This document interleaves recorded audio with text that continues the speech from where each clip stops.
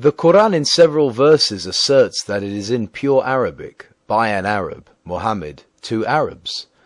Yet, according to my own studies, I was very surprised at the fact that many of the Muhammadan linguists had great difficulty in finding the Arabic origins or roots of many of the most important words in the Quran. Can you elaborate? Contrary to what many Muhammadan Muslim authors have us believe, Muhammad and Arabia were surrounded by higher religions and civilizations with whom they had constant and full contact, and from whom they borrowed numerous religious and cultural terms. This fact was fully recognized by the earliest Muslim exegetes, who showed no hesitation in noting words as Christian, Iranian, or Jewish in origin, as were compiled by As-Suyuti in his Itqan, Al-Tabari, Al-Baghawi, Al-Razi, and many more. It was under the later scholars such as Al-Shafi'i that this fact, for obvious sectarian reasons, was pushed into the background and an orthodox doctrine was elaborated, later turned into a dogma, to the effect that the Quran is a unique product of the Arabic language. The modern Muhammadan scholar is seriously distressed by any discussion of the foreign origin of words in the Quran.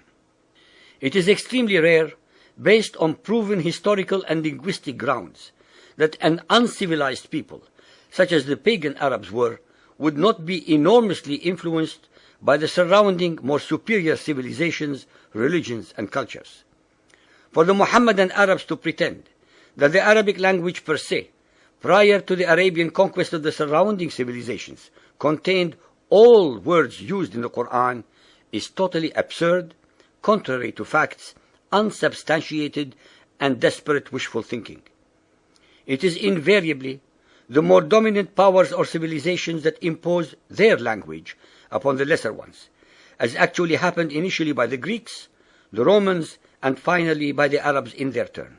Anyone dispassionately studying the Quran will realize that Muhammad drew his inspiration not from his own primitive pagan religious background, but most certainly from the vocabulary and religious terms of the great monotheistic religions that had already found root in the spiritual soil of Arabia, especially the Jews and Christians. It is extremely important to point out that there were very powerful Arabian Christian tribes who were dominant both in Syria and Iraq, and who wrote and spoke Syriac. Vocabulary of Syriac origin was already coming into use in Arabia long before Muhammad and his Quran. The court of Al-Hira in Iraq was a rendezvous of the poets and literature of the day. Many of the most prominent poets of pre-Islamic Arabia, such as Amr al-Qais, Mutalammis, and Abd bin Zayd, were Christians, and their poetry was naturally impregnated with Christian words and ideas.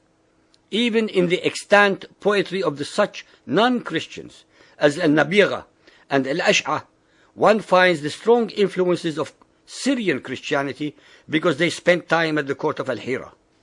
The Ahadith and the biography of Muhammad assert that he traveled to Syria, Al-Sham, both as a child and later as a merchant on behalf of his wife Khadija, who was not only a Hanif, but also associated with Christianity through her uncle Waraka bin Nawfal. Muhammad was surrounded by enormously powerful non-Arabian influences that shaped his thoughts, his inspirations, and his Quranic prose, and to pretend that he was not affected by them is contrary to logic, to reality, to veracity, and to history. Chapter 12, verse 2. We have sent it down as an Arabic Quran in order that ye may learn wisdom. Chapter 20, 113. Thus have we sent this down as an Arabic Quran. Chapter 26, 195. In the perspicuous Arabic tongue.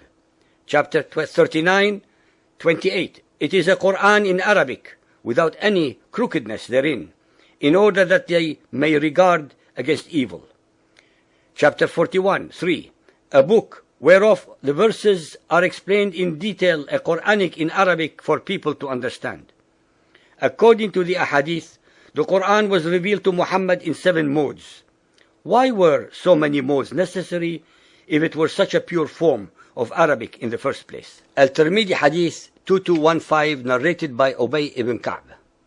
Ubay told of Allah's messenger meeting Gabriel and saying, I have been sent, Gabriel, to a people who are unlettered, among whom are old women and old men, boys and girls, and men who have never read a book? He replied, the Quran, Muhammad, has been sent down in 7 modes. Al-Suyuti cites in his Itqan about 118 words which are not of Arabic origin, but from Hebrew, Persian, Abyssinian, Aramaic, Syriac, etc., most of which are among the most important, without which the Quran could not possibly make sense. The following are only a few examples. From Hebrew and Aramaic, Madrasa, school, is from Beit HaMidrash.